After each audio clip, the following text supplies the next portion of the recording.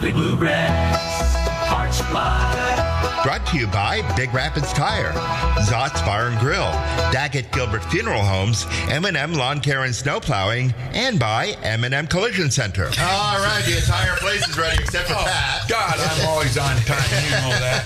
Kind of like a basketball game. I'm all warmed up, ready to roll here this morning. I got some great guests. I mean, great guests. I'll tell you what I did on the way out here. Before I left the gas station, I was talking to the boys in the office, and Matt said to me, he goes, we went to the game last night. He said, I don't know if they won or not. We had to get home, so we left in the fourth quarter, and they were up by 4. I said, well, I'm going to be embarrassed if I go out there and they got beat. And so I called my good friend Greg Beaudry. You guys know Greg Beaudry? He's the little gray-haired guy. We called him Red Squirrel in high school when he had red hair, and now he's got gray, and now I call him Gray Squirrel. But anyway, he goes to a lot of your games. He sits up there if you turned around, and you know who I'm talking about? Mm-hmm, in him the corner. There's a big guy up there, Dan Spadowski, and a little guy, Gray. They look like Mutt and Jeff or a hamburger and a hot dog. But anyway, I'm just trying to make you feel comfortable this morning. You feeling comfortable this morning? Yeah. Well, they already warned. I know they did. Well, I know how they won. Because anyway, right down here on the curve, I dialed Megan Knopf, actually. But she didn't answer her phone. She's probably working. Yeah. So I called Greg Beaudry. His wife answers. I says, I got to talk to the sportscaster this morning before I get the radio. I said, did they win last night? He goes, yes, they played a great game. A great game. He said they all had good games. But he said, he told me who stood out a little bit, but I'm not going to mention those girls. It might be you guys. I don't know. But anyway, he says they won, they beat. I said, well, the other team with Kennewaw Hills, that's a grade A school, right? Mm-hmm. Class A, yep. Right? And I said, fall short on their end? He goes, no, they have a very good team. But he said, we came together last night, played as a very good team, and they all shined. He goes, I was very impressed. Well, Matt was too, when you're up by 4. Yeah. But again, he wasn't sure. So anyway, congratulations, Team Cardinals this morning. We have the Lady Cardinals with us this morning, Jessica Heist. Everybody knows Jessica. She's been a coach for a long time. That kind of shows her age. We won't go to see how old you are, Jessica, but you sure are beautiful this morning. And you have 3 of your Lady Cardinals here, and I'll let you go ahead and introduce them before we start the show. Yeah, so these are my captains this year. We have Kyan Weber, who is a senior, sitting to my left here. And then we have Nalea Fricky. She is a junior. And Bryn Courtwright, who's also a senior. And they are our captains this year. Oh, wow. Courtwright, your dad's name is... Jason, know him real well. Comes in the store a lot. I love Jason. He's a great guy. Great dad, isn't he? Yeah. Tell us a little bit about Jason. What's he meant to you as a daddy? He's just always shown up for me, and he's always been very supportive of me no matter what I do. So it means a lot to always have him have my back. So you've been siblings. How many siblings do you have then? I have one older brother. Oh, okay. Did he play ball too? A little bit, but not in high school. Did your dad push you? He pushed me to be better, but he never pushed me to do something I didn't want to do. Right. So he made sure you got there and had all the tools to make you what you are today, huh? Yes. Now you're a senior this year? Yes. Any chances going on after this year, or are you going to fold up and say, I'm going to go skiing in the winter? I'm going to fold it up. Yeah. That's okay. There's nothing wrong with She's that. headed to Michigan. Huh? She's headed to Michigan. Oh, wow. Yeah. And you're going to be a mechanical engineer? I don't know what exactly I'm going to do, but I want to do some type of engineering. All right, good. And now, Miss Fricky, I know your dad real well, and I'll tell you what, a little bit on the Frickies, folks. Harrison and Owen last year. Harrison was in 2nd grade last year, and Harrison was in 3rd, and they played on a 4th grade team because they were short on players. And I didn't know your dad that well, but I went to some of his practices. And wow, he had these guys like little machines out there. I couldn't believe it, man. They knew their positions, but more importantly, he ran them kids. So as the season went on, I don't know if they ever got beat, but I puffed smoke up him a lot. I told him, I said, man, I cannot believe how well of an engineer you are on these kids. And like I said, I don't think they got beat. Well, anyway, we played a really good-sized team from, I think, Alma or Mount Pleasant. And we was down to Morley Stanwood in the tournament. They came out and warmed up, and I thought, oh, my God, I ought to go over and get Owen out of here. He's 3'3", and these guys are 4'8". And the game started, and we scored, and they scored, and then we scored like 3 or 4 points. We got up on top of them. I said, I wish the game was over because we really shined. Anyway, your dad had those guys in such good shape. He wore the other team out, and they won the game. Now, odds makers would have had it at 40-1 for that other team to win. I mean, and even their coach said, I can't believe what just happened here. I mean, your dad is a phenomenal coach, and I'm sure that leads you to be who you are. Want to talk about your dad? Yeah, my dad is, I'd say he's a good coach. I think he kind of shaped who I am today. Like, he pushed me when I was little like that, so I think it like encouraged me to like work harder and just like get to where I am today. Yeah. And you have a sister too, eh? Yeah. And what grade is she in? She's a sophomore. Okay, and you two play together on varsity. Yeah. Yeah. And then now I don't really know you that well, and I apologize. I thought I knew everybody in Big Rapids. Her mother is Yeah, she's still a teacher at the middle school and been there probably 30 years. Oh, wow. Janet, what's the last name? Janet Weber. She's been working there for 32 years now, I think. Janet Weber. I know the Weber name, but anyway, so you're a guard? Yes, sir. Did your dad make your guard or your mother's height make you guard? Probably my mother's height. Okay. And then you've been 2 years on the varsity or 3 or? 2 years. 2 years. Pretty tough team to make, let alone be the guard, eh? Yeah. Yeah, I got that little Canadian accent in me. It come back from centuries ago. But anyway, what's it meant to you to play on this team in Cardinal land for 4 years, right? Yeah. Yeah. I think that's meant a lot to me. I mean, Miss Heist is a great coach, and she makes sure that team bonding is a big part of the team. If I'm being honest, like something that our team has that not a lot of team has is that we're all close in and outside of the season, and I think that that's what pushes us to be such a great team because everyone bonds together so well. So I think it's a good part of high school is just like socially, like these girls are like two of these girls are like two of my best friends. So it's really nice. Yeah. Well, it goes by fast, doesn't it? Yeah. So what's the greatest memory that you're going to take with you when you leave the high school days? Probably in the summer we went camping last summer, and I think just like going to the beach, staying outside and being in nature, like all of that was really fun to do as a team and just really bond with these girls, especially in the summer because the weather is really nice. You know, a lot of us sit back and the greatest gift God ever gave us is we can criticize. And I don't think most of us don't realize what it takes to be a good coach. And to take the time, I mean, a lot of coaches, they just come in the beginning of the season, okay, we're here, this is the first day of practice, start running, we're going to show you some balls here, to shoot some baskets. This is the plan for this year. Jessica has gone beyond that, hasn't she? She's got involved with your lives. And so, I mean, that's pretty cool. That makes me smile because I love people. And I love people that make people's difference in life. What do you think you'd be doing this last 4 years, say, if your parents and you weren't playing basketball? What kind of life do you think you'd have?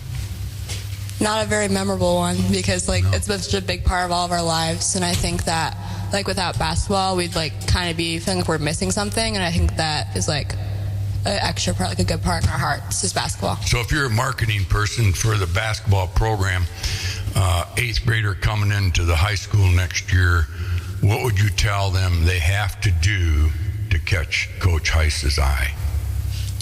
I think be a good teammate. I think over everything, how you react to a situation, especially in adversity, is a big part. So whether you're talking positively to your teammates and just helping the team, making sure that everything goes as smoothly as it can, even when you guys are maybe down or trying to make a comeback. How about you? What would you say to an 8th grader coming up? I would say you need to work hard because how hard you work says a lot about you as a person as well. So I think just giving your all all the time is a big thing. And you, Miss Cartwright?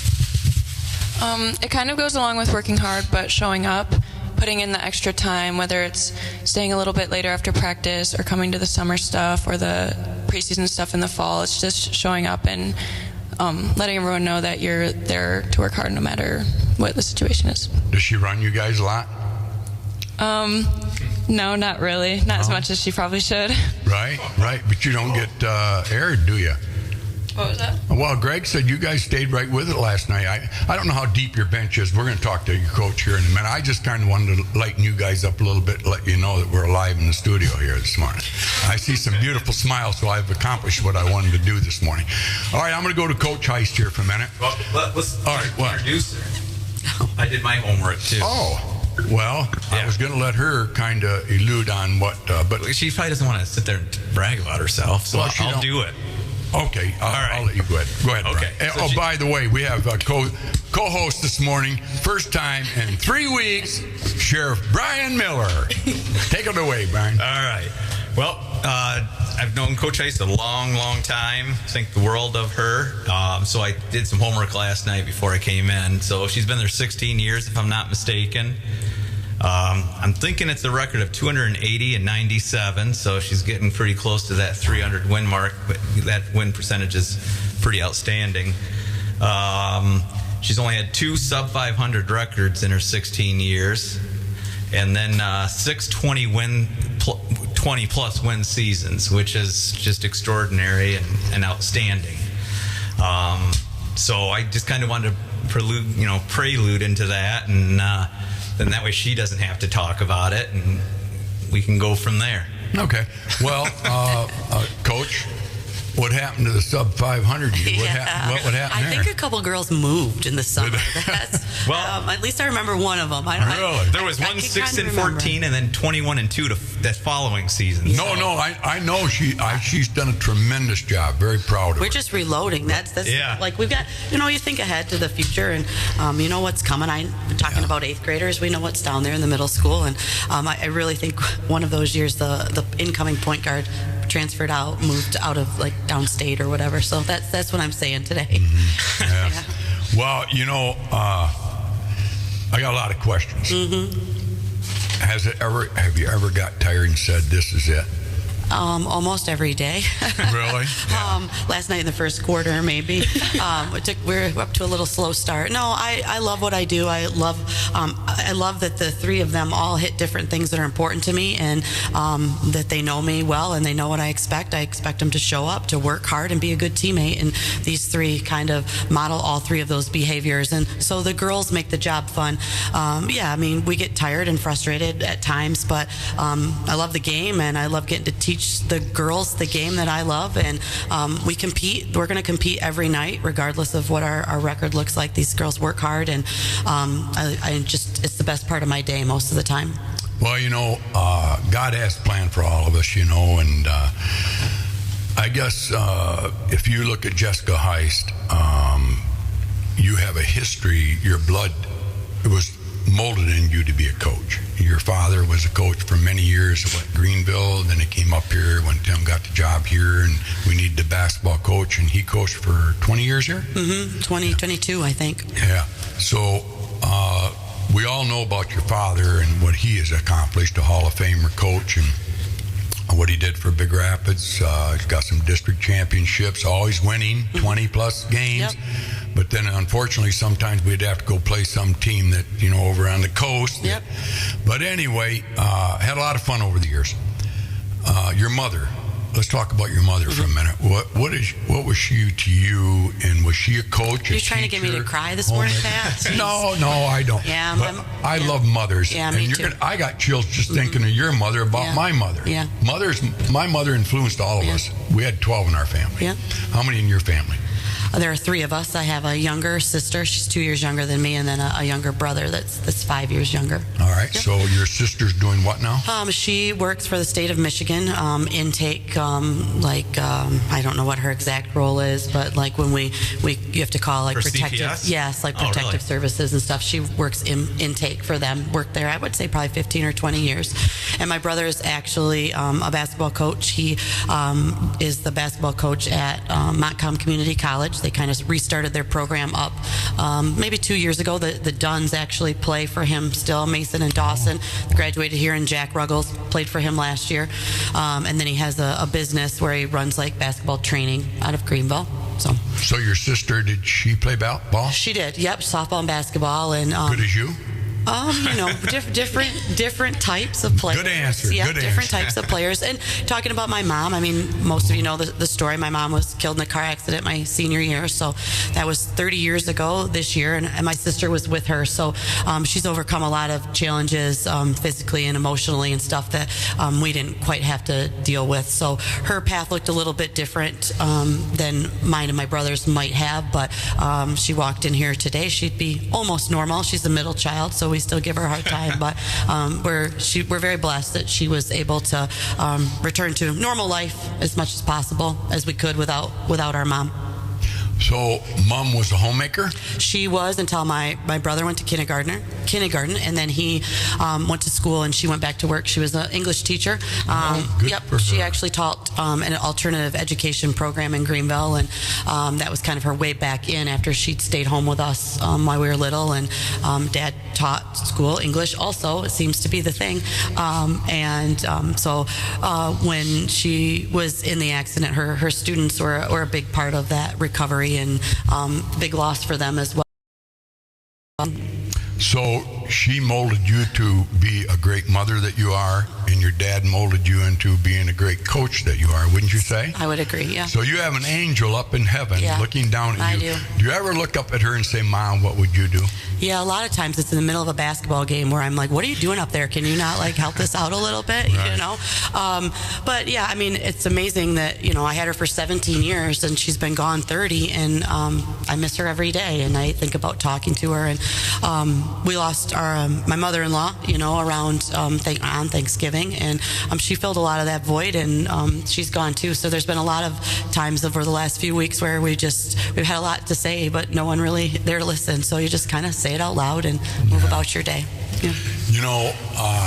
You have inspired you three and all the team, right?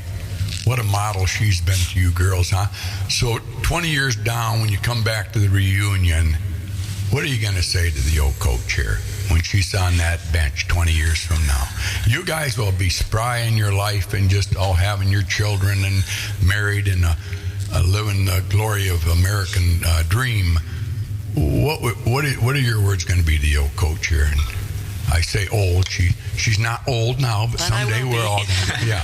What would you say? What are you going to say to her? Because I know I'll give you an example. Bob Williams was a big figure. He was a big football coach back in the 60s in Big Rapids. Very good football coach. Had some great teams.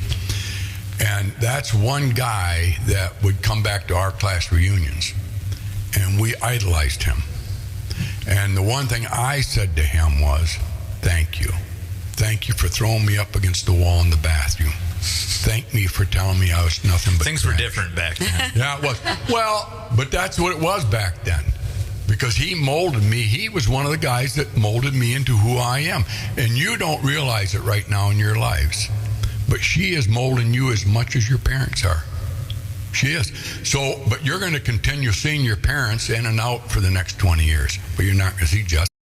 You're going to go away to college, and you're not going to have time to maybe come back to Big Rapids to a basketball game. But when you come back to that reunion, I'll guarantee you she's probably going to be there. Let's say 10 years from down the road. What do you think you're going to say to her? We'll start with Miss Courtwright. Well, I definitely say thank you, but for different reasons. But she's definitely molded me, like you said. I mean, even outside of basketball season, I see her, I talk to her every day, I eat lunch with her every day. And I'd probably let her know how much I appreciated that, because I probably don't say it now, but 10 years from now, I'm sure I'm still going to be thinking about it, and just let her know that I appreciate her always being there for me. Yeah. Miss Fricky. I agree with Bryn. I'd probably say thank you as well, because Miss Heist has a big influence on all of our lives, and I think looking back in 10 years, we will be able to appreciate that and really look at how big of an influence she has on us. So I think just the main thing I would say to her is thank you and how much she's done for me. I would say thank you as well. I think that, we've all had multiple sports coaches, but I think she's by far the most important one to all of us. She's molded us, and she's been very influential in our lives, and I think she has a bond with us that not many other coaches do, because she puts her time and effort into us. You know what you guys just said right there, I guarantee it means more to her than a district or a state championship, because she has meant something that great to a human being. Not everybody has that chance to do that with somebody. And I know I've talked to people that have played for her and said she's stern, but she's caring. And you know, they say that about Coach Anise. So every good coach has that one word. It's called care. A lot of coaches don't care. They only care about their record and what you're going to do for them today. She is more than that, isn't she? But on the funny side of my personality, I was going to say to you, I was waiting for one of you to say, Coach, that state final, when we won that in the final buzzer, meant the most to me in my life. That would be amazing, right? Yeah. Oh, Lord. Bob, here, talk to Pete Kent. He's calling. What does he want? Pete, do you want to ask something to Coach Heist? Is that why you're calling? Just a minute. Superstars. Wait a minute. Fantastic people. Why don't we just call the... Pete? Give me his number. Oh, Lord. Hold on. Give him a call. You guys know Mr. Kent? We're going to call you right back on the studio line. So Yeah. call you right back. But anyway, Jessica, how many years have you coached now? I think, well, I've been I know coaching he's- since I was in college. That's right. So I had a knee injury that cut things short. So I went over to the local high school and started to volunteer there while I was still in college. And then Where'd you go to college? I went to Elma College. And so Okay. then I started out as a JV coach at Elma High School, and then taught at Corunna for a couple years, which is wow. where Neat. Anise is from, Yeah, actually. yeah. So I was a coach there for a couple years, and then came here and worked with Dawn Thompson for a while, and then when she went over to Ferris, I took over as the varsity coach. So I think this is this year 15 or 16. Brian said I he think- counted it up. I think so 16. I don't do math very well, but I think 16. yeah, so 16, 15 years, yeah. So you played in Greenville? Mm-hmm. Did Yep. your dad coach you? He didn't. He coached me in softball, but not in basketball. Okay. Your Yep. dad was a teacher? Yep. Okay. Yep. And then, so you played softball too? Yep. She's a very good pitcher. Oh, were you a pitcher then? Yeah. And your Yep. daughter? Yeah. She was a great pitcher Yeah. here Yep. at Big Rapids. For you sure. coach her in softball? Like little kids, like youth stuff. But then when she got to high school, she played for Dawn Thompson. Okay. But so you grew up in Greenville, then you got to go to college to Elma, and you planned on playing one sport or two there? I planned on playing softball, and then made the basketball team, and was going to do both, and then blew my ACL in the first couple weeks. So had several different knee surgeries and such, and so just never really returned to playing the way that I had hoped. So just got into coaching then, and knew that was something that I wanted to do while teaching, and yeah, here we are. Well, what did... So you kind of knew all along what you wanted to be, a mother and a coach. Mm-hmm. Yep. So, like, if you were to say to, say, a 7th or 8th grader coming up in your program, I know you're going to say this, I want you to play as many sports as you want. I think that's what you would say, right? Absolutely. Okay, because a lot of coaches like just Absolutely. one-dimensional. But anyway, I didn't think you were that way. What would you say to a young girl coming into your program? Do you tell them go out and shoot every day, or just practice as much as you can, because we expect? Yeah, I think the biggest thing is that, yes, I want them to play as many sports as they possibly can. All of these girls have been multi-sport athletes. I think our school size benefits from those kids that are doing multi-sports, but it also is hard for kids that are really aspiring for bigger things. So you can't just go to practice. You know, that's the bare minimum. That's what everybody on the team does. So you have to make the time in your schedule to prioritize what's important, and you're going to have to put extra time in. You know, these kids have played AAU, they've played travel soccer, they're doing things in addition to just the season, and that's going to benefit our program when they come back. I am always available. The girls know this. You know, we spend most of the summer in the gym. There's times where we're playing, and there's times where we're working on your shot, and that's what I would tell them, that they need to put that time in. That yes, you can play 3 sports. You can play volleyball, basketball, softball, tennis, track, whatever it is that you want to do. You can do all those things, and we will work together to make that happen. Now, on this show, we go from one question to a question way out here. Okay, sounds good. Oh, we do have teaching Pete high back school on the line. students. Yeah, We do have Pete back on the line, Pat, so if you want to bring him in. All right, God bless you, Pete. Go ahead. What do you got, Pete? Hey, I just want to tell you the two Courtright girls, or the two Fricky girls, and the Courtright girls, they're little superstars. And we're blessed to have the one Fricky girl back for a couple more years. But you know what makes them great? What really hones them in and makes them great is Jessica Heist. She is incredible. She's done this for years. Watch out, Pete. She's going to be asking for a raise. Got her as coach. And I, as a school board member, am very proud that she trains our girls like her own daughter. And that's the way she treats these kids, just like their own daughter. That was very nice for you to say. So I just wanted to thank them. I'm looking forward to seeing the Cricky girls play. The Courtright girls, I mean, you guys are fantastic, and you do Big Rapids very, very proud. And What about thank Weber? you very much. Weber's pretty sweet too, huh? Yep. Yeah. Yep. And you're forgetting little Maddie Maddox. Venix. Is it Maddie? Venix? Madison. Yep. Madison, yeah. She's pretty Yeah. good. But you know what? Megan Knopf's daughter's great, too. They got a whole team here, Pete, that Kinda makes go, it. I mean- I I'm remember just telling you, I was they kind of are a bench guy, blessed but I to always have said the the reason coach the they have. starters were better because talk the bench bench was blessed. And we're going to come right back. This is AM/FM radio. We have quality coaches at Big Rapids, and Jessica Heist, in my mind, is as good as there ever has been. Her Thank you, dad Pete. was a heck of a coach. All right. Her dad was a Hall of Fame coach, Yeah, Kent. we know that. We're going to get to that. Pete. Thank you, Pete. Thank you, Pat. You Thank bet. you, ladies.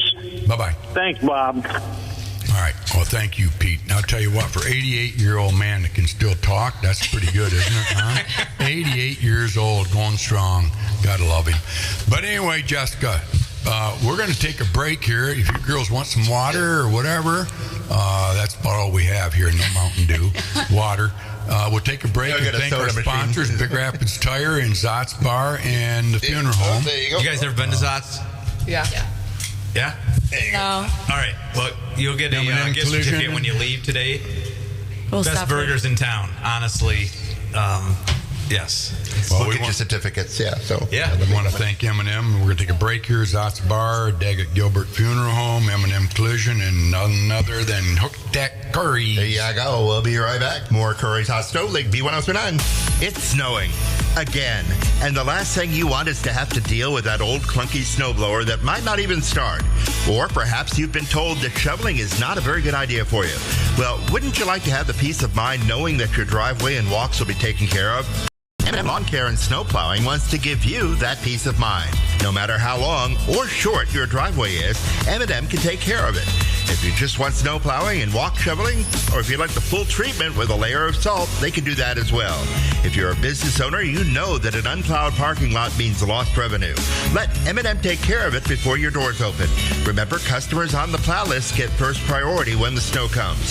All it takes is a phone call to M&M Lawn Care and Snow Plowing, 231-796-4956. When winter rears its ugly head, and it will, take comfort that M&M Lawn Care and Snow Plowing is here to serve you. Come say cheers in Zot's Bar and Grill. Downtown Big Rapids. Great food, great prices, and great people. So come on down where everybody knows your name. Zot's Bar and Grill, the People's Choice Best Soup winner. The burgers are where it's at. Originally opened in 1933 with seasonal beers on tap. Located at 732 North State Street in Big Rapids. Zot's Bar and Grill is a proud sponsor of the Signature Player of the Week for the Hot Stove Sports League every Wednesday morning at 9 a.m. Hi, this is Pat Curry. We're right here with Brian Miller at 1039. We talk about what's happening with sports in Big Rapids. Well, we got a new sponsor. None other than the Great Body Shop right on Maple Street, east of the bridge in Big Rapids, Michigan. It's called M&M Collision Center. They're celebrating 30 years of trusted, top-quality auto body repair and remains the name you can trust. Whether you have a major collision repair or a minor fender bender, our award-winning team has you covered with free loaners and vehicle detailing with every repair. They work with all insurance companies and treat every vehicle like it's one of their own. From auto body repairs to supporting local community organizations, giving back to the community is part of who they are. Come and see Matt and Devin and Trish and Justin. Just a great group of people there. Come and see why Big Rapids trust M&M Collision Center of Big Rapids, where quality and community come together.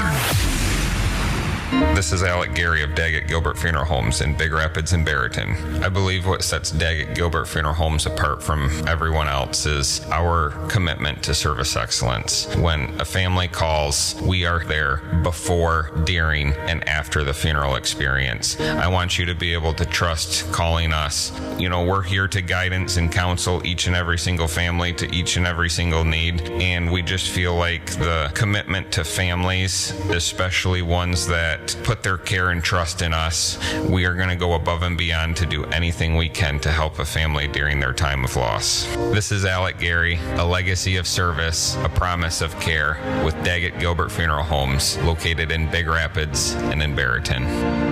When was the last time you checked your tires? At Big Rapids Tire, they know how important it is to keep your ride smooth, safe, and reliable. Whether you're cruising down the highway or navigating tough weather, a fresh set of tires ensures you're ready for anything. Their expert team will help you find the perfect tires for your car and get you back on the road with confidence. Brakes, alignments, struts, and shocks, they do those as well. Don't wait for a blowout, or worse, visit Big Rapids Tire for unbeatable prices, quality, and peace of mind. Big Rapids Tire, Northland Drive, just north of town. Hooked at Curries. Hey, I want to tell you something. Their sandwiches are incredible. But get the cheeseburger with caramelized onions. You won't ask where the beef is. Okay, we're back here in the Bobby Studio, 103.9 WBZX with Sheriff Miller, my co-host. I was going to sing a song right after the commercial break, but we got so much to talk about, and the song I was going to sing is Hotel California, which is a 9-minute song, so that would take us half the hour, so I'm not going to sing it. Maybe some other day. Got Coach Heist in here from the great Cardinal girls basketball team, but I was just saying to her at break time here, you're the assistant coach for the boys too. I just want to touch on that for 2 minutes. At the beginning of the season, I went to the first game, I think, and all I saw was football players out there playing basketball. And then I went to a game about a week or so ago, and they played a pretty good team from Nuevo, I think it was, and Big Rapids was much, much better. They were a basketball team playing basketball. But there is that transition that took those muscle football players, including your son, to move over into basketball. It took them a couple of games to get, they got beat by Reed City the first time, but then the next time they came back and there was no contest. Yep. These guys were playing basketball. How did you do that? How do you get a football player? That whole team pretty much was football players. Mm-hmm. How did you get them to transition and to getting better? Because they're playing really good basketball right now. I know this is about the girls right now, but you're assistant coach, so you're the one. You're the reason we're talking. Yeah, that's fair. I think the biggest thing is just being patient. I think anytime the football team keeps winning, it's a great thing for the school and for all the programs. But when those kids come to their winter sports, they're tired. I mean, that's the biggest thing is their legs are tired, their bodies are beat up, and they're not in basketball shape. It's just not the same kind of running that you would do in football. So you expect that you get to after Christmas and then you finally, catching your breath. And Christmas break is actually the best thing for them because they get to just rest their bodies a little bit. So they were pretty beat up. We occasionally revert back. We got a couple long plays we run and play and say that this like they're playing football. But they've done a good job of adjusting and getting basketball shape and kind of transitioning from that fall sport to the winter sport. Obviously, everybody's going to say, Pat, that was a dumb question. But you're passionate on this, aren't you? Yeah. Your whole life. Yeah, I love the game. I love the game, and I love, being around the kids and relationships. And, we were saying at the break, what would you do, without basketball? I don't know. Okay. I don't know what I would do. I love being around the game. I love being in the gym and seeing the kids have success and helping them get there. Well, you're making me smile because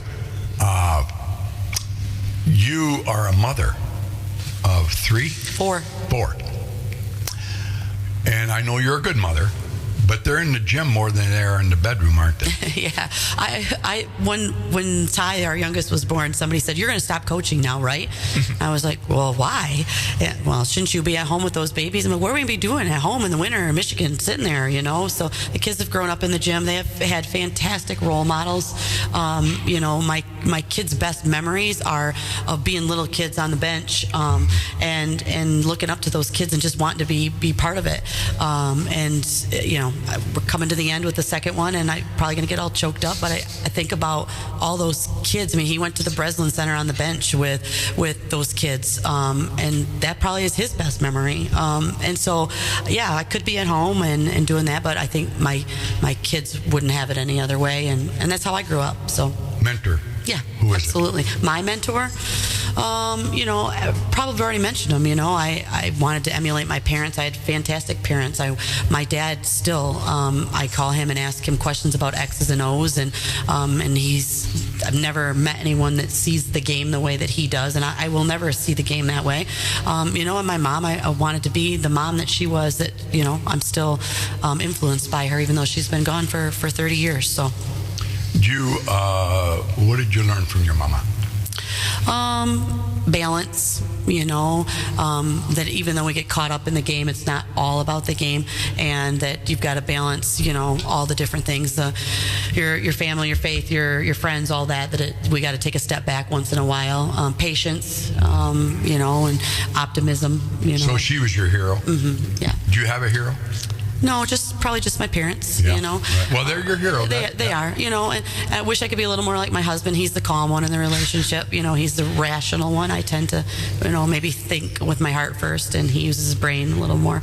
Well, he's a great coach too. I've got a lot of good people in my life, and, you know, at the end of it, I look at what, like, these kids do every day and how hard they work, and they're my heroes, you know. I wouldn't be around them if I didn't want to be, and I didn't think the world of them also.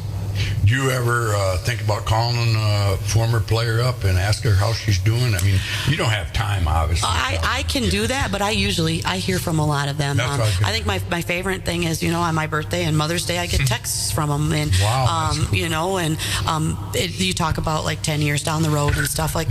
Social media allows us to interact a little differently than we would have with some of those first players. But I love seeing what they're doing. I mean, Kendra Enzer coaches with me.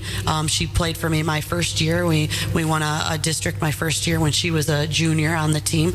And then Holly McKenna would have played and graduated 2020. She coaches our JV team. She helps with our JV team, and we've even got Riley back, and she's helping a little bit in between her softball schedule. And kids come in to the gym over Christmas and ask, when can we scrimmage? What can we do? And that's what makes my heart happy, that they want to come back and they want to be around. And so, you know, that first time they come back, they're really good, and then they get a little older and a little less in basketball shape, and then we look really good. And so, those are the good times to see that basketball meant something to them, the program meant something to them. So what, that extra gym's made a big difference, hasn't it? Huge difference, yeah. I don't really actually know what it is, what we did without it. I mean, when we did that, I was on the board, and you know, I was talking about the athletic field, mm-hmm. and I said, no, it's the auxiliary gym that's going to be we're going to get the most benefit from, and I really think that's the case. Yep.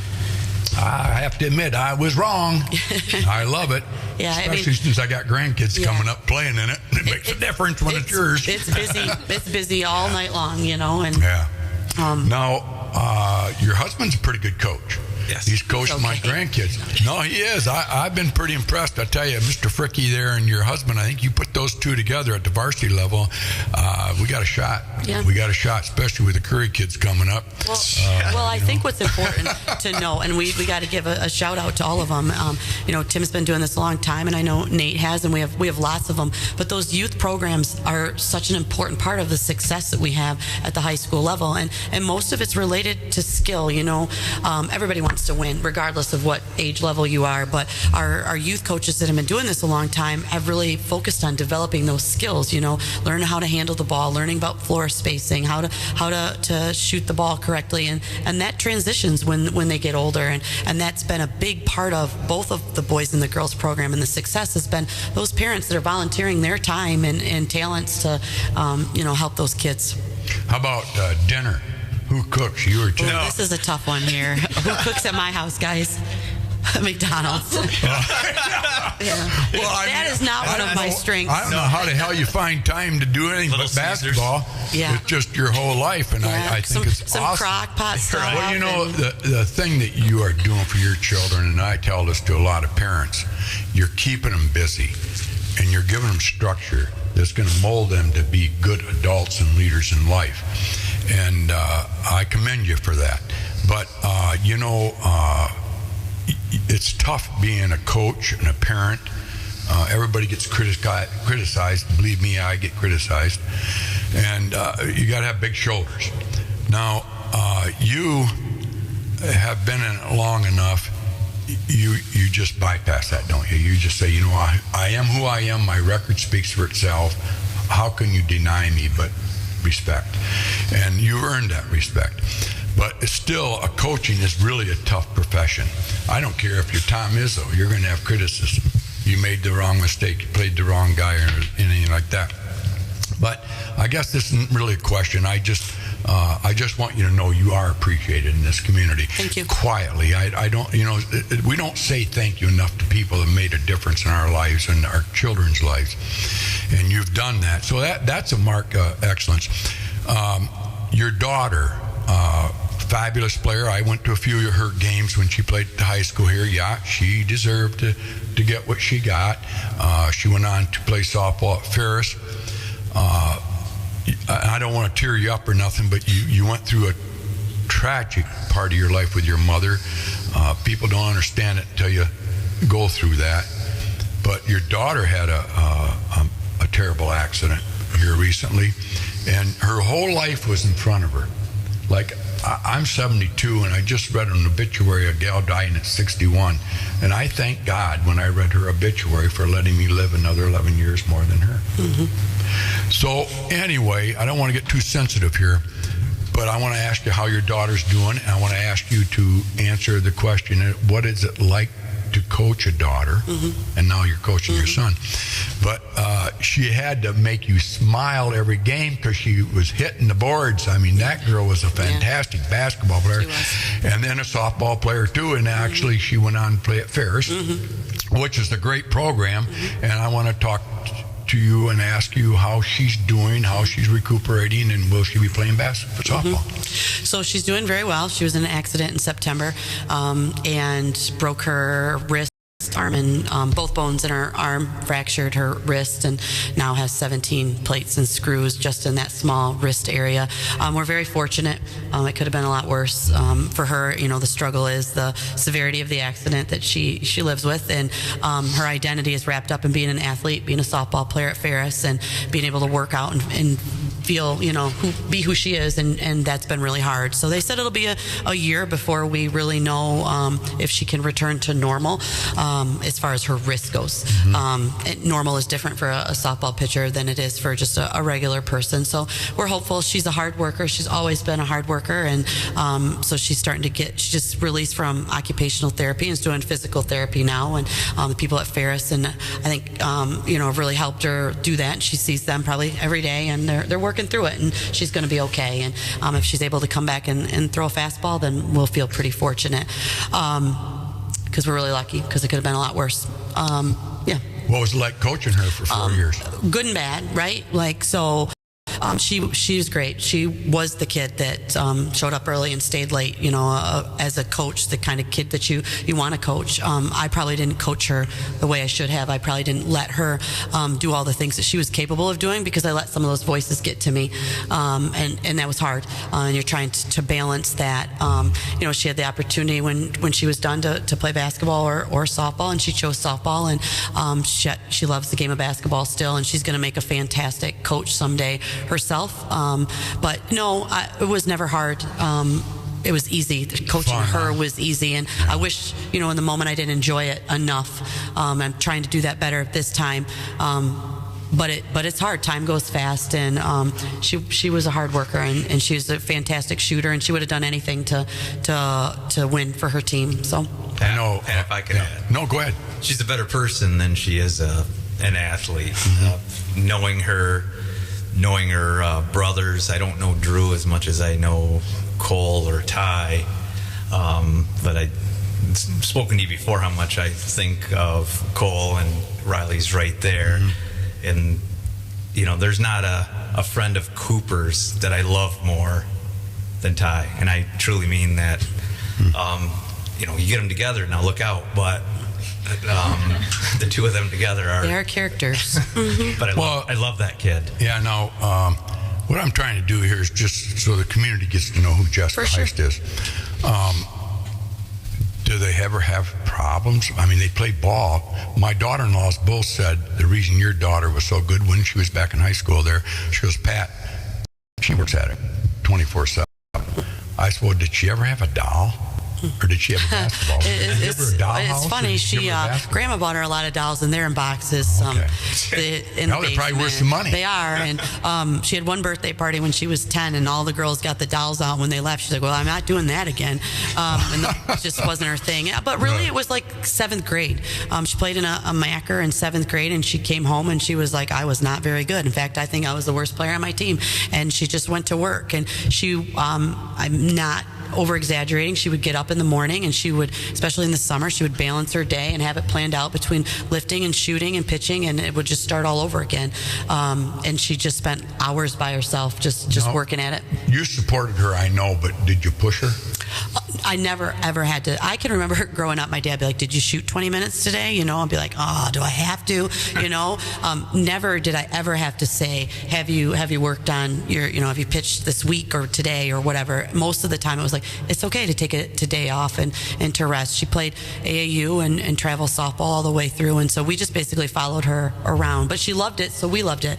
And no, I did not ever have to push her. So going back to 8th grade class coming up, how many minutes do you think they should practice a day? Well, I think that I think it depends. I think if you are, I've always said that our best teams come from our kids that have the multi-sport athletes that have stayed like a big class, and then there are 1 or 2 kids that leave and go outside of Big Rapids because they love it so much more, and then they bring their talents back. So I think that there's got to be a couple of kids that put that extra time in. But in the summer, I mean, my hope is that they have an hour or 2 to spend on their craft every day, whether that's working on their skills, their ball handling, their shooting, or their lifting, getting in shape, getting stronger. And those sorts of things will translate into each one of their sports, whatever that may be. You know, there's a bench player, and then there is a star that we have, the 3 stars here today. I know you have more than just 3 stars, but your last player, what does she mean to you? Every kid on the team has a valuable role, and I think that's what's so amazing about the chemistry of our team is every kid wants to be on the court. I mean, you're not playing basketball hoping that you never get on the court.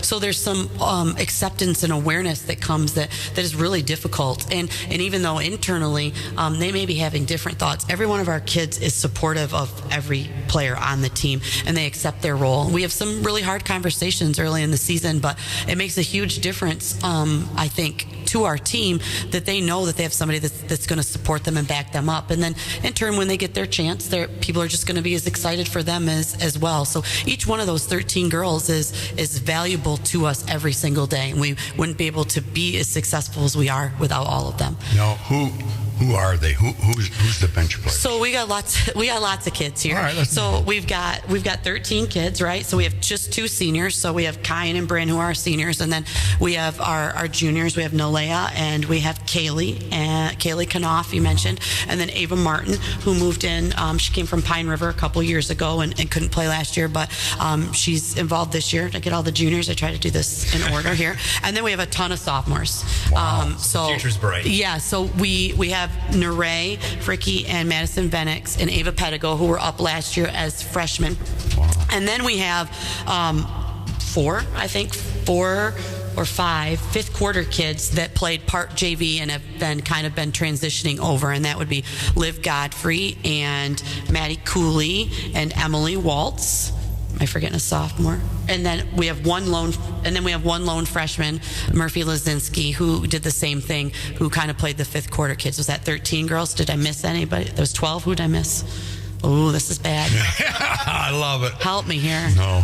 Elle Bronkema, who's our other sophomore. Lord. She was Coach not, Bronkema's yes, daughter? and she was not a fifth quarter kid. So she was on the JV last year, and then she is a full-time varsity kid this year. And I was just saying to them on the way here, she's really stepped up last night. Defensively, she made some huge plays for us. She's a sophomore She's this a year? sophomore. So lots of sophomores. You have a great team coming up. Not that you don't have one now. Yep. Now, somebody said you don't have a freshman team this year? We don't, and we barely had a JV team, and kind of alludes to what you're talking about as far as multi-sport athletes. And I'm going to be polite about it, but no, don't be. I want to hear the justice. We're trying to know who you are today, girl. These girls know they can do it all. Okay, we have a lot of girls that are doing some other things in the winter, and so they didn't feel that they could have time to play basketball as well, and they can. We can make that work. So, I'll use Nalea as an example. She runs track in the spring, and she played soccer, and she also played travel AAU basketball all in the spring. And because she's pursuing something that's important to her, but her high school coaches are willing to work with her on that. And that's what we want to see, we want to see all those kids involved. So, we got some good young kids. We've got some good middle school kids coming, and hopefully they stick with it, and we can just keep continuing to do what we do. I went to St. Mary's, played the middle school 7th and 8th grade team. My Maddie plays on St. Mary's team, and I was telling the people that I was sitting with, I says, I think Jessica's going to like this group right here. You got some nice little girls, and they're, girls play tougher than boys, I think. I agree. I agree. Oh my They're much more God. coachable. You girls, I'm telling you, like Greg Beaudry and Dan will tell me they really enjoy girls basketball. Now I'm going to tell you something. 10 years ago, that wasn't to be said. And I went to your game the other night there, and I was pretty impressed. I thought, wow, you guys play with some intensity. They do. They don't back down. And one of the things that's great is having the returners is you have some things that you do all the time. So when you come back and start a season with returners, you don't have to go back and relearn that. So we can put some new stuff in. And I think at halftime last night, I got a little bit on them and was like, I get to make these decisions. We're running what we're supposed to be running, and we're going to execute things the way that we're supposed to. And then they do. They come back and they do that. They're so coachable, and they don't back down ever. What's more enjoyable for you as a coach, the beginning or the end? As far as the season goes, you starting the season, are you really jived right into it? I'm raring to actually go. both. It's January that's tough, and I always tell the girls, everybody hates basketball in January. You're excited in November, the season's starting, it's new, we're getting rolling, and now we're ready to play. Like, we're ready for districts, we're wrapped up our conference championship. That's exciting. But in January, it's just kind of blah. You're not. There's no vacation ahead. There's no break ahead, and you're just kind of in the lull of it. So I like the beginning and the end. It's the middle that I'm not a big fan of. Now, do you ever play mind games? And when I say mind games, with yourself and say, I got my 5 starters here, but I'm going to mix it up a little bit just to see if the nucleus is just a little bit better with these 8 Yeah, people. absolutely. Not so much. Well, you do it early, not so much in the middle, and then at the end. I feel like even now, I said last night, I feel like our depth has gotten greater, which is what we want, because I wouldn't have said we were very deep to start the season. I feel like I said minutes are adjusted a little bit. They might have shrunk for some and gotten more for the others, but ultimately it's with the hope that we're getting deeper on the bench, so that when we get ourselves into situations where possibly we're in foul trouble, we have some different options and things to go to. So absolutely try to mix it up. Give kids, depending on who we're playing, there might be a matchup that works better, and so we try to get kids in different positions. Now, you have 13 players. That's a lot. Mm-hmm. Did you have to cut anybody? No, we did not this year. All right, so being that said, when you go the opposing team, how many do they normally have when they come play? Girls basketball is down nationally right now, and a lot of girls are actually, volleyball is on the rise, and basketball is kind of on the decline. So we've played several teams and programs that don't have JV teams. They definitely don't have freshman teams, and their numbers on their varsity bench look lower than 13 if they're not able to use the 5th quarter kids like we've been able to do. And we cut our JV season a little bit short so that those 5th quarter kids kids didn't go over their allotted games. You're only allowed to play 22 games. So we have a girl that has to actually sit tomorrow night to make sure she doesn't go over those games. So we have to keep track of that. But our fifth quarter kids have been fantastic. They seamlessly, blend right into practice and offer us a lot more. When they weren't there and we only had 9 kids, it makes, practices hard and scrimmaging hard. I wonder if it's because you only have 5 playing at a time compared to like soccer or volleyball. You have 6? 6? Yeah. In volleyball, you go in more, don't you? There's a lot more subbing. Yeah. I wonder if it's because that girl or boy says, you know what, I know I'm not good enough to start. I'm a good ball player, but I'm not going to get a lot of playing time, so I'm just going to go ahead and play something that I'm going to be able to get into the game. I don't know. Other than that, because basketball. I think that's a lot of it today's day and age. I think that's a lot of it, is that immediate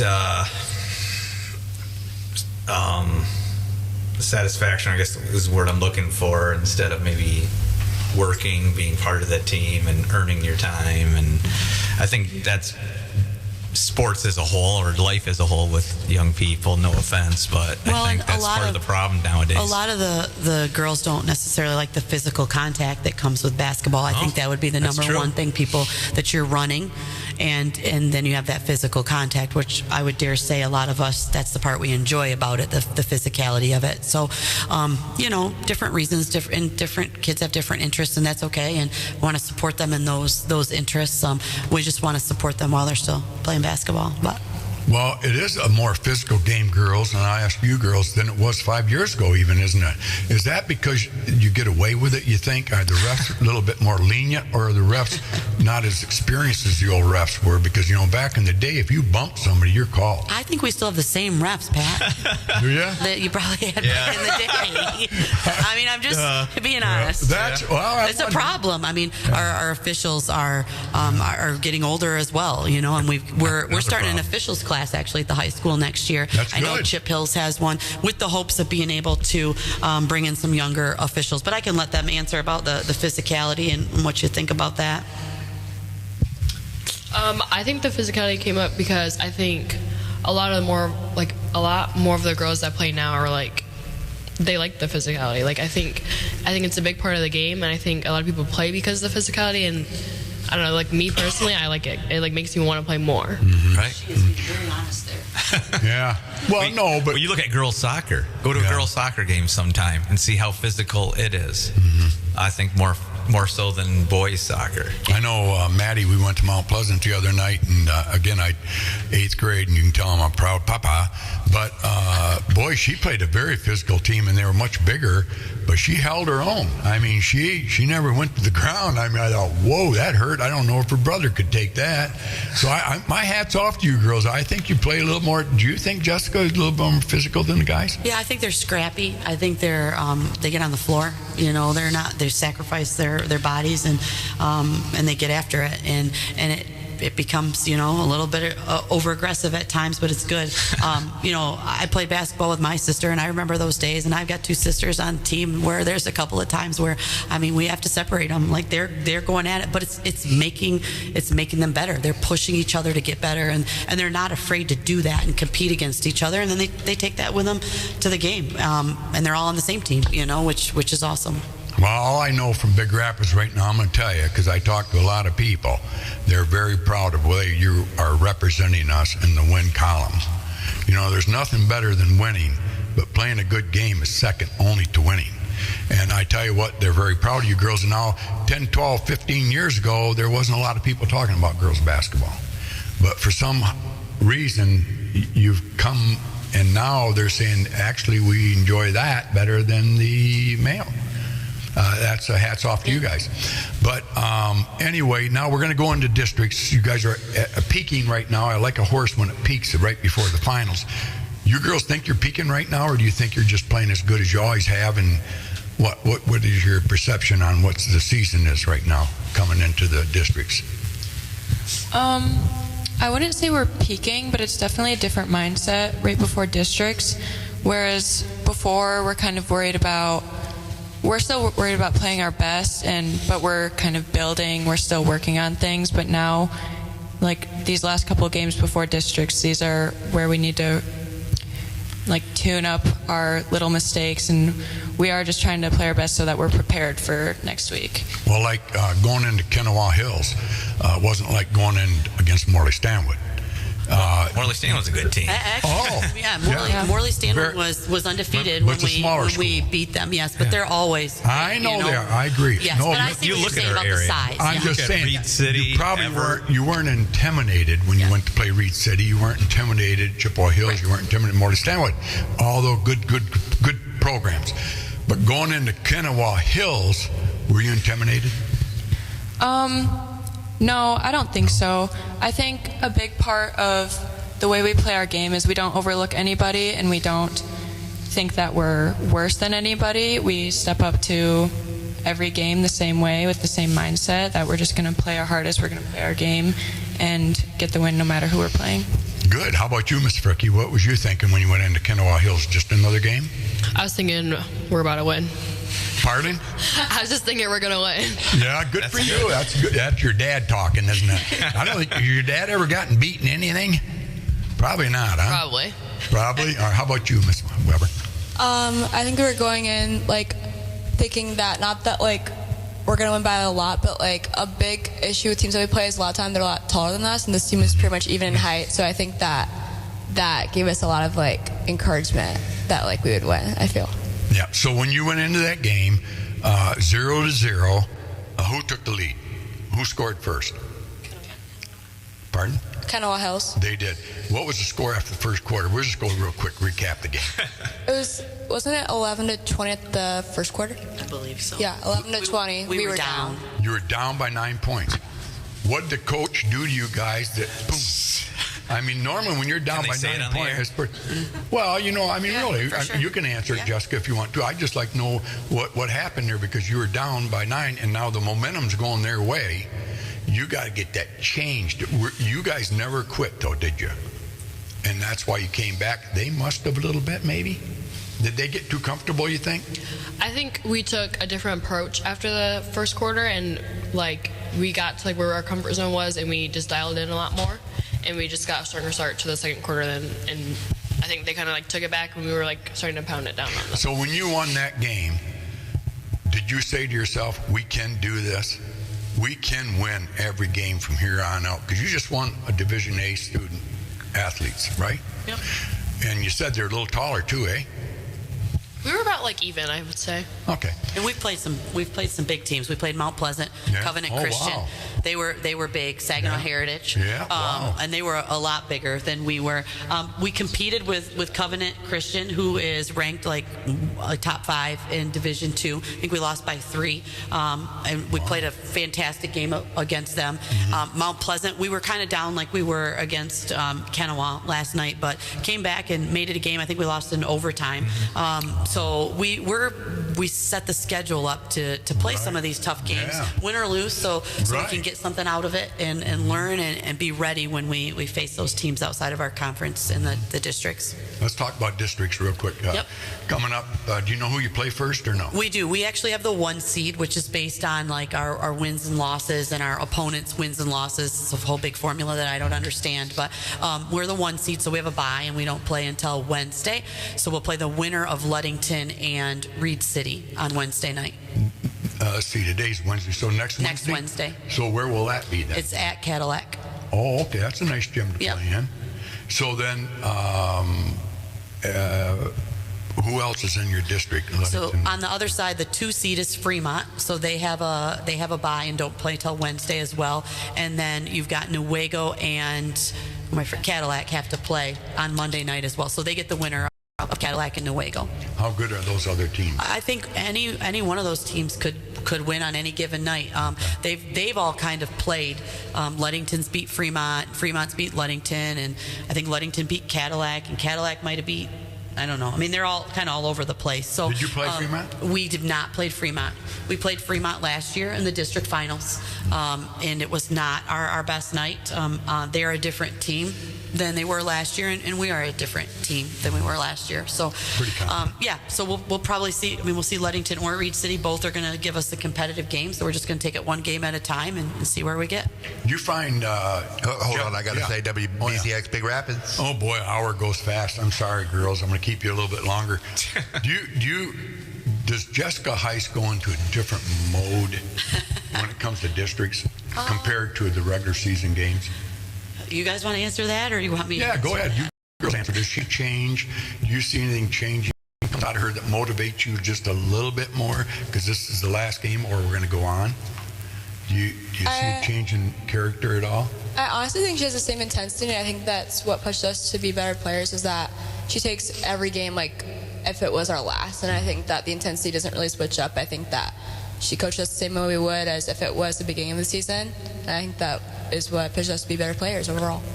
How about you, Miss Fricky? I would say, depending on what it looks like at halftime, it's like a different look, because either she's like screaming at us, or she's like, okay, we got to keep going, like we're up, like let's just keep going. So I think it's just depending on how it is. But she also knows like that we can be pushed and how she can push us, and that like encourages us to do better. Yeah, I definitely agree with Kyan. She is intense whenever like we want to win every game. Like we don't take breaks. Every game is just as serious as the last. But districts, it's definitely just a different energy overall, not just with the coaches, but the girls as well. We know that it's win or go home, so we're just there to give everything we have. Yeah.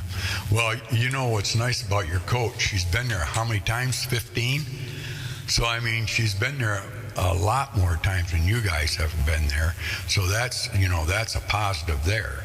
For a green coach to come into there, you'd say, well, we can, beat her because she has no experience of being there. That being said, Jessica, what do you do different?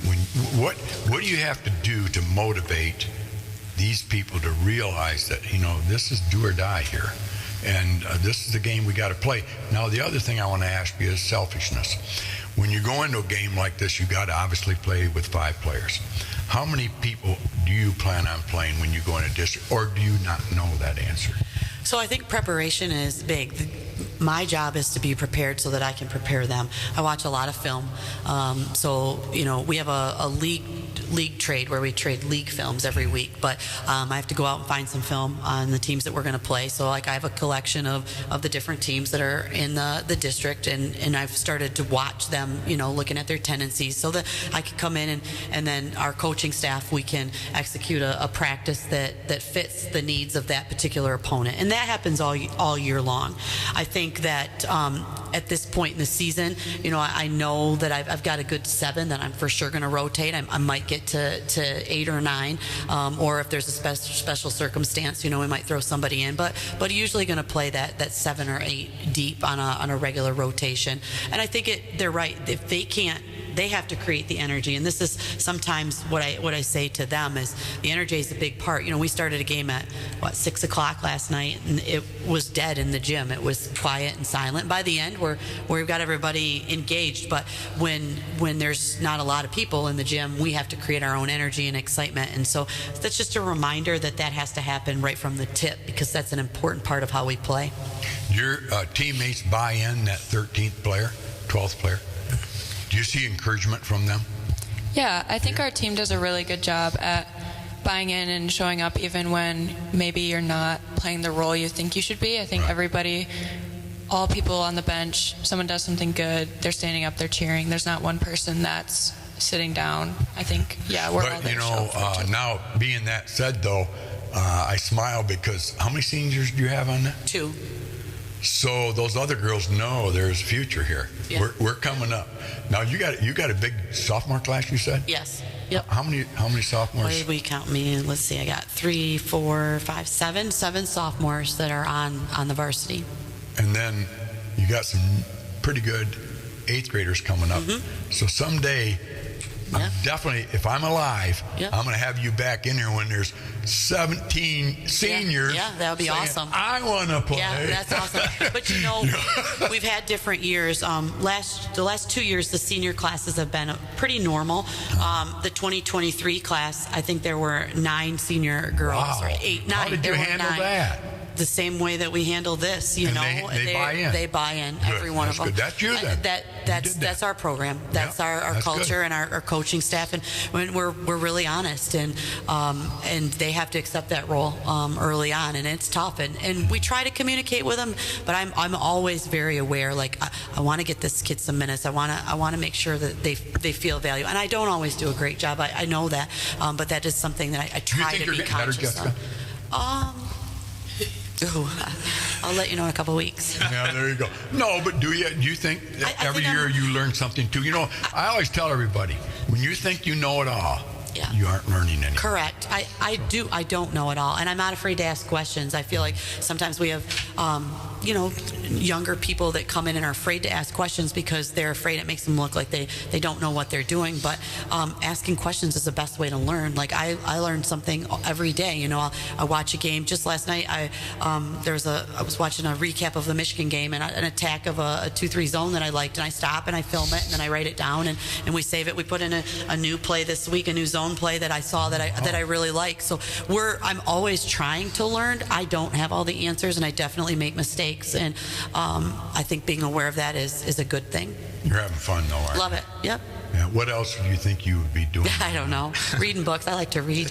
They think I'm a nerd, but I do. When do you have time to I read every night, but Yeah. it's a way to kind of like clock out. But during the season, I usually make it a page, and then I'm like, sleeping. So. I had your son on here a month or so ago. Yeah, you put him on the hot spot. I had to listen to that one. Yeah, It was like he- very good young man. Oh, awesome.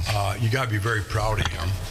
He scored 1,000 point. You as a parent, you probably cried, didn't you? Yeah, and I wasn't there. I was a bad you mom weren't? of the year here, but we were winning our own game, so just a little bit of guilt. But I had a lot of updates, and you know what? I'm very fortunate, and some think it's weird, whatever. But I spent a lot of time in the gym with these girls and with my own kids. You know, my best times with my own kids are rebounding for them, and I don't know that there's a lot of kids that would say that that's their mom's job, but that's my job, and it's coming to an end, and it's really sad. Yeah, it is. I've been there. I know. It's just, wow, enjoy it while you got it, because life, it goes by fast. It's a long life, but it goes by fast. Your son, getting back to him a little bit, I asked him, amongst other questions, do you have a goal? What's the history? I know your history, but what's the future for you? And right away, without hesitation, he said, I'm going to be a coach someday. So that's a compliment to you, Mama. He was a coach. He's a coach on the he field. always has. He's better than me, probably. When I coached him in baseball, he was our coach in the field. Sure. Honestly. Well, that's good. That's a compliment to you and Tim. That's pretty good. You guys are doing a pretty good job. Jack plays with your youngest one. Ty, yeah. Ty's a character. I've said that. Yeah. God, he's going to be. He'll be. He's got a lot of opinions. Yeah. Well, there's nothing wrong with that. I got one too. You know, one thing I'm going to tell you, he's got a nice shot. Yeah, he does. And I was telling Jack, I says, you watch that little Ty. He don't miss very many, and if he does, it's just off the rim. Yeah. Now, getting to being shooting, and we got to go pretty quick here. Shooting. Do you like the person, and do you girls do this? I always shot off the backboard. Every shot went to the board. They don't do that anymore, Jessica. Why? I just tell them it's a choice. Like, some kids like it. They should be able to tell you this is something we talk about. You have to know if you're a backboard person or not, and you have to know before you shoot the ball. Too many kids go up and they don't know if it's going off the backboard or if they're going soft, and then it lands in that dead spot. Nothing happens. So Cayenne is not a backboard shooter, correct? Okay. Leia is not. Bryn is not, but we have a couple kids that are. So that's important that they know that, because those, straight line shots, driving floaters, it's important that they know. I'm a backboard person. So I mean, we learned backboard too, and that's what I try to tell my grandkids. Yeah. Boy, like little Maddie the other day in Mount Pleasant, she was going up the middle when she had the opportunity, and just released it, and it went in the hoop.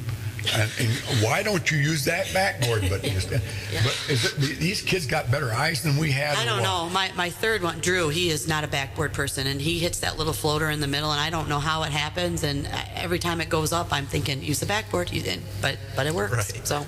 Oh, I got to mention Kay too. she's a pretty good ball player. Okay, awesome. Mackenzie's. Yeah, that's good. Both my I know, you got to get them all in. Well, and I got to say, then I'm in trouble. I should say, too, we have good support on the bench. Kate Posey, who is a awesome, phenomenal golfer. She's going to Kalamazoo College to golf. She's our 4-year. She likes to call herself the manager of the year, but she's 4-year running as the manager of the year, and she keeps them in check on the bench. And then we got a couple little kids on the bench that, you know, I think is a really important part of the program as well. Sloan Thomas, who is Blake's daughter, oldest daughter, and then Seneca Bronkema are sitting there, and they're our little managers, and they're a big part of what we do, and the kids support them. They go watch them play on Saturdays, and that's just part of the culture that we want them to be part of. Well, then Kylie Knopf, she's pretty good. She is, yeah, too. she is. You got a pretty good. We got a good group, and we got a good group of parents that are supportive, and sometimes they have more energy in the stands than the girls do, but they can always bring us back when we're down too. So yeah, it's a good group, and we've had a good year, and we're hoping that it's going to last a little longer. Yeah, good for you all. We want to congratulate you on a great year representing Big Rapids. Again, we're very proud. As you can see, I'm wearing the Cardinal coat just for you this morning. I said, by golly, those girls are coming in from Cardinal land, our land. But anyway, again, Brian, any last words from you? I just want to say, girls, I'm very proud of you. You're great Americans, and you're doing what we want you to do, is win. And when you do lose, I know you lose with your best efforts, you know what I mean? Coach, I want to say I'm very proud to have you in today, and I think you've been through a lot in this town, but that's part of the game. That's part of the game, and when you're in business, the same thing. You can't win every day, but you give it your all. I want to commend you for being a good parent. I've never seen your kids on the sheriff's list. That's a positive. We'd be on a different podcast. I wish the best for you and your daughter. I know that was heartbreaking for you, because I know you and Tim are just right out there with your sports, and that's very important to you. I wish the best of luck to her in her future. That being said, she'll probably be a coach someday, huh? Yeah, she's going to be great. Yeah. I think better than Mom? Maybe, yeah. You hope that's what you hope for, right? Both of them, you know, that's what they want to do, and they're both smarter than I am. Yeah. So. And before we leave, your second son, Drew. Yeah, talk about him a little bit. What's going on with him? Yeah, so he had a ACL tear. He got pulled up to kick for the football team this fall, and first game he just went down wrong, tore his ACL, so he had surgery in October. It was right around Riley's accident, so it was kind of an emotional time. He told me yesterday he's playing on Friday night if they make it to the district finals, but I don't know that his surgeon quite has cleared that. So he's doing really well in PT. I think they said July before he's back to normal, and he's just chomping at the bit to get back. Well, he's like a little racehorse. I heard he's one of the better basketball players. He is. He's a good ball handler. Right now he's working on his shot, you know, because that's about all he can do. And he's warming up with them, and he's also a character. He's got a lot to say also, but yeah, good. I can tell you, Cameron came home last year from a basketball game and said, "Dad, you should see Drew Heist play defense." He goes, he's the best defensive player they had out there. So, yeah. Well, it's been a Heist day today, but it's been your guys today too, you know. I just think, we're just fortunate to be alive and then to enjoy the moments that we have. And this is one of those moments I've really enjoyed this morning. I knew it would be a great interview with you guys, and not much more to be said, but I want to thank God and thank Him for the gift that He's given us. And that's, you guys are actually doing a good job with the gift that He's given you guys. If I could close out with, so tonight, Big Rapids Varsity Boys, 5:30, I believe, is at Ludington, playing Ludington, so that'll be a big game for them. Yeah. And then the hockey team is in Tawas playing for the regional championship at 7 o'clock against Freeland. So if you can get out and support either team, I think Ludington's maybe a little bit better drive than Tawas, but get out and do that, and good luck to both teams. Yeah, good luck to the Cardinals. You guys got a big game tonight. This is the districts? The regional championship. Final? Yeah. So they haven't won one since 19. Wow. So I think the boys are ready. I think they're ready. I think we're peaking. good. Well, I know who else is peaking is our advertisers, and once again, we want to thank Big Rapids Tire down there. If you have a blowout going down the road, hit one of those famous potholes that we have in the middle of the highway, well, you just go into Big Rapids Tire and take care of yourself. Andrew's a great friend of mine. Great prices down there. The service is impeccable. Zott's Bar and Grill. What can you say about their beer? If you really want a warm beer, hamburgers too. But if you really want a warm beer, you can't go to Zott's because their beer's always cold. And their fries, don't ask for them because they don't have them, but they have Pop's good too for the pot. Pop. Oh, I thought you Seafood chowder. Seafood chowder. You smoke pot, Bob? All right, move on. Anyway, M&M Collision, great body shop right there on Maple Street, just past Curries on the left-hand side. Great guys, Devin and that company over there, just great people. And then if you're thinking about passing on, Daggett Gilbert Funeral Homes, right down south of town there. God knows I hate seeing that guy. What's his name? Alec Gary. There you go, Alec Gary from Daggett Gilbert. Anyway, great guy down there. M&M Lawn Care and Snow Plowing. Matt gives a lot back to the community, and he takes care of that snow plowing right now. And God knows we've had enough of that this year. And I want to thank Get Hooked at Curries. They have a pretty good hamburger over there too. Famous for their panini sandwiches, ice cream. Oh, you gotta love it. B1039, we love you for letting us be on this morning. Thank you, Jessica Heist. Everybody and else. Girls basketball, and good luck in districts. Thanks for having us. Thank you. You bet. Bye-bye. It's B1039, 18 minutes after 10 o'clock. It's snowing again. And the last thing you want is to have to deal with that old clunky snowblower that might not even start. Or perhaps you've been told that shoveling is not a very good idea for you. Well, wouldn't you like to have the peace of mind knowing that your driveway and walks will be taken care of? M&M Lawn Care and Snow Plowing wants to give you that peace of mind. No matter how long or short your driveway is, M&M can take care of it. If you just want snow plowing and walk shoveling, or if you like the full treatment with a layer of salt, they can do that as well. If you're a business owner, you know that an unplowed parking lot means lost revenue. Let M&M take care of it before your doors open. Remember, customers on the plow list get first priority when the snow comes. All it takes is a phone call to M&M Lawn Care and Snow Plowing, 231-796-4956. When winter rears its ugly head, and it will, take comfort that M&M Lawn Care and Snow Plowing is here to serve you.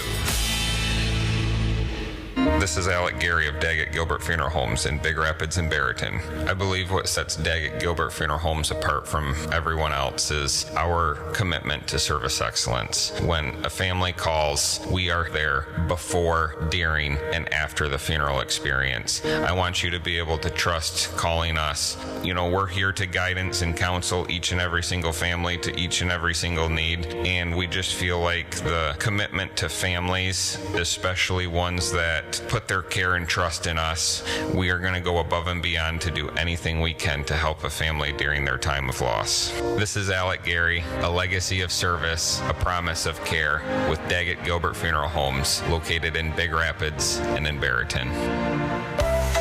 Come say cheers at Zott's Bar and Grill in Big Rapids. Great food, great prices, and great people, where everybody knows your name. Zott's, people's choice for best soup. You don't want to miss their award-winning burgers and chili as well. Originally opened in 1933 and serving it up ever since. Seasonal beers on tap. Located at 732 North State Street in Big Rapids. Roxanne and Doug at Zott's Bar and Grill are proud sponsors of the Signature Player of the Week for the Curries Hot Stove League every Wednesday morning at 9 a.m. Hi, this is Pat Curry. We're right here with Brian Miller at 1039. We talk about what's happening with sports in Big Rapids. Well, we got a new sponsor. None other than the great body shop right on Maple Street, east of the bridge in Big Rapids, Michigan. It's called M&M Collision Center. They're celebrating 30 years of trusted, top-quality auto body repair and remains the name you can trust. Whether you have a major collision repair or a minor fender bender, our award-winning team has you covered, with free loaners and vehicle detailing with every repair. They work with all insurance companies and treat every vehicle like it's one of their own. From auto body repairs to supporting local community organizations, giving back to the community is part of who they are. Come and see Matt and Devin and Trish and Justin. Just a great group of people there. Come and see why Big Rapids trust M&M Collision Center of Big Rapids, where quality and community come together. When was the last time you checked your tires? At Big Rapids Tire, they know how important it is to keep your ride smooth, safe, and reliable. Whether you're cruising down the highway or navigating tough weather, a fresh set of tires ensures you're ready for anything. Their expert team will help you find the perfect tires for your car and get you back on the road with confidence. Brakes, alignments, struts, and shocks, they do those as well. Don't wait for a blowout or worse. Visit Big Rapids Tire for unbeatable prices, quality, and peace of mind. Big Rapids Tire, Northland Drive, just north of town. Hi, this is meteorologist Morris Langworthy with your B1039 weather. But first, let me tell you about Johnson's Automotive. They serve the Big Rapids and Mount Pleasant areas. Working on all makes and models, there isn't anything they can't do. Anything the dealer does, they do it too. Big or small, they do it all. Johnson'sAutoBR.com for more details. And March is on the horizon, a transition month that can bring us a little of anything. For today, cloudy skies with a high of 25 with breezy winds. Tonight, cloudy and a low of 10. Into Thursday, expect partly sunny skies, a high of 32 degrees. Thursday night, partly cloudy with a low of 20. Friday, expect